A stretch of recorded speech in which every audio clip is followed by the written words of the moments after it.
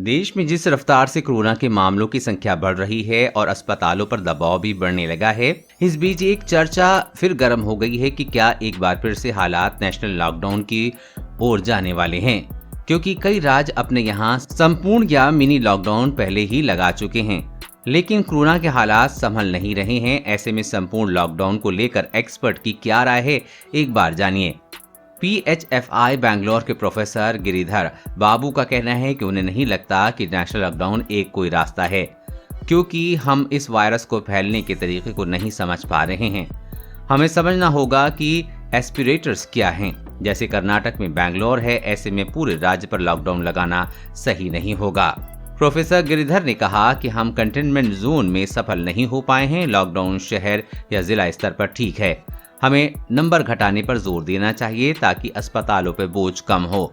Lockdown में सिर्फ speed कम होगी, लेकिन कंटेनमेंट मदद करेगा।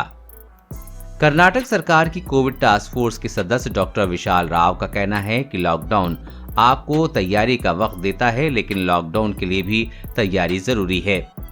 अभी ऑक्सीजन डिमांड डबल हो गई है। कर्नाटक में लॉकडाउन का एक बड़ा संकेत भी है। लॉकडाउन के दौरान वैक्सीनेशन की रफ्तार में धीमी पकड़ सकती है। ऐसे में रणनीति में बदलाव की जरूरत है। मुंबई में केयर रेंगेटिस के चीफ इकोनॉमिस्ट मदन सबनवीस का कहना है कि जब पिछली बार नेशनल लॉकडाउन था तब काफी कम केस थे। लॉकडाउन लगाने का भी एक तरीका है, लेकिन सरकार के पास लोगों को राहत देने का दूसरा उपाय नहीं है। हमें उम्मीद करनी चाहिए कि लोकल लॉकडाउन कोरोना की चेन तोड़े।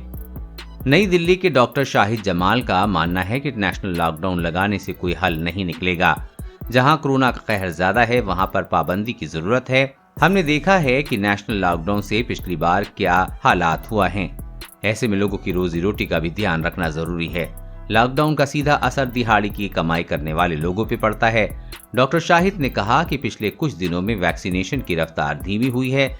नया स्ट्रेन भी तेजी से फैल रहा है। इस वक्त हेल्थ केयर सिस्टम पर बड़ा भार बन रहा है। इस वक्त राजनेताओं को उदाहरण सेट करना होगा। कोरोना वैक्सीन और लॉकडाउन से जुड़ी हर खबर सबसे पहले पाने के लिए चैनल को सब्सक्राइब करें और अपने दोस्तों के साथ शेयर करना न भूलें।